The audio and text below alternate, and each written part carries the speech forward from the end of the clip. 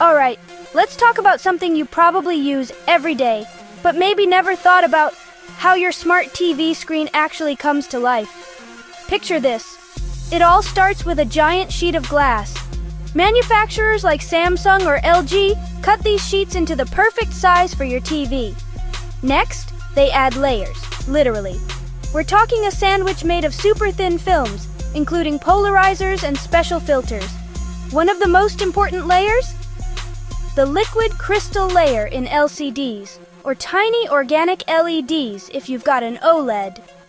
Now, time for some science. Each pixel on the screen is like a tiny window.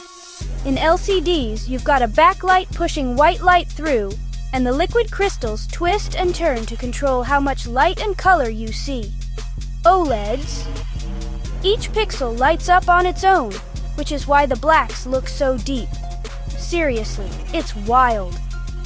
The electronics behind the scenes, those teeny tiny circuits, are laid down using a process kind of like high-tech printing.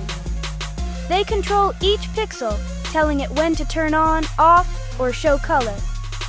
And all of this is sealed up tight with anti-reflective coatings so you can binge watch without that annoying glare.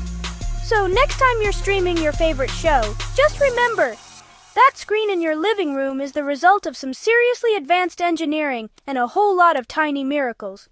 Pretty cool, right?